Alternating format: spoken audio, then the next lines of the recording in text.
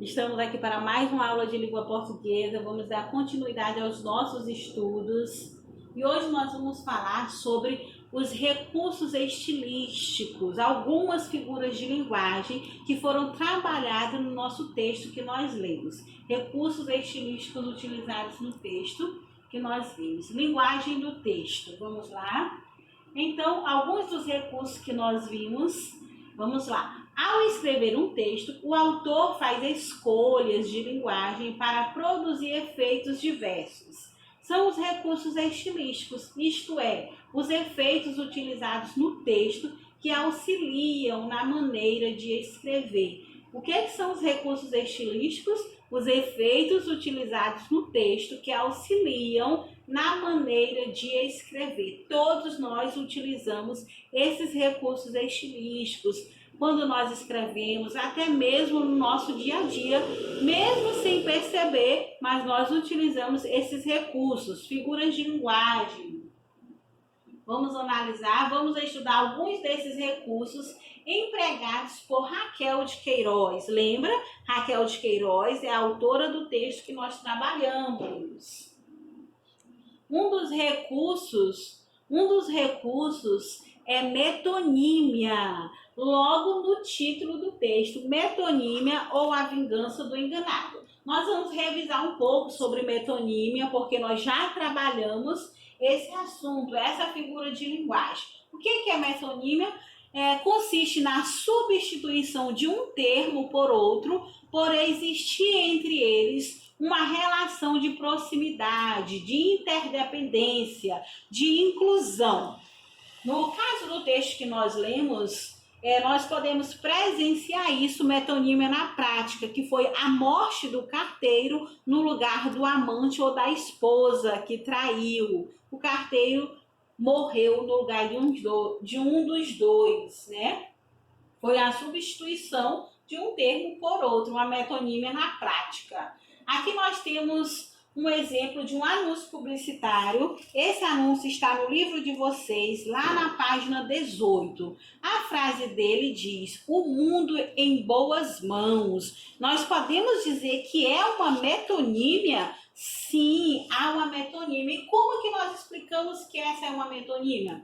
Trata-se de um caso de um emprego de uma parte do corpo pelo que ela representa. A expressão boas mãos é usada no lugar de bem amparado, bem acolhido. Eu poderia muito bem dizer assim, o mundo bem amparado, o mundo bem acolhido. Mas no anúncio está escrito o mundo em boas mãos. Então aqui nós temos uma metonímia nesse anúncio publicitário. Observe os anúncios e vão tentando encontrar algumas figuras de linguagem que vocês vão presenciar. Olha só como a metonímia está presente no nosso dia a dia. Nos sinais de trânsito, nas placas de trânsito, nós encontramos metonímia. Como? Vamos descobrir agora. As placas de sinalização também são exemplos de metonímia. Um E cortado significa que não é permitido estacionar. A letra E simboliza a palavra estacionar e o traço a proibição. Olha aí a substituição de um termo por um outro porque tem alguma proximidade. Então, nas placas de trânsito nós encontramos metonímia. Observe os lugares que você vai, tenta encontrar os conteúdos que você estuda, porque eles estão presentes no nosso dia a dia. É só observar. Aqui nós temos um outro anúncio. Quer continuar a respirar? Comece a preservar. Tem metonímia aí? Como que você explica essa metonímia? Vamos lá? Aqui, as árvores representam os pulmões de uma pessoa. A metonímia está na imagem da árvore associada aos pulmões, que representa o homem, ou seja, a parte pelo todo. A mensagem transmitida é: se preservarmos as árvores e a natureza, preservaremos também a nossa vida. Ou seja, as árvores estão substituindo os pulmões do homem, da humanidade. Então, aqui nós temos um caso de metonímia também. E aqui nós vamos ter, meninos, isso tem no livro de vocês, na página 18, um quadro com os tipos de metonímia. A metonímia pode ser utilizada quando substitui a parte pelo todo. Um exemplo, minha prima completou 20 primaveras. O que é isso? 20 anos. Utilizou primaveras no lugar de anos. Tá? O autor pela obra. Os alunos ainda não leram Eça de Queiroz. Eça de Queiroz é um grande autor. Substituiu o nome da obra pelo autor. O efeito pela causa, ele disparou 1000 mortes. Disparou 1000 mortes? 1000 balas. Matou muitas pessoas. O continente pelo conteúdo, enquanto esperava o amigo, bebeu uma taça de champanhe. Será que ele bebeu uma taça ou será que foi só o champanhe? Aqui nós temos um caso de metonímia. O lugar pelo produto. Para comemorar, compraram um porto. Olha só, será que realmente compraram um porto? Claro que não. Um caso de metonímia. O abstrato pelo concreto. A mocidade é alegre e extrovertida. Ou seja, está falando dos jovens, a juventude. O gênero pela espécie. Os imortais vivem no Olimpo. Quem são os imortais? Está substituindo aí a espécie, né? Nós sabemos que é a mitologia. O singular pelo plural ou vice-versa. O lusitano conquistou muitas terras. No caso aqui, ele utilizou o singular, o lusitano. A matéria pelo objeto.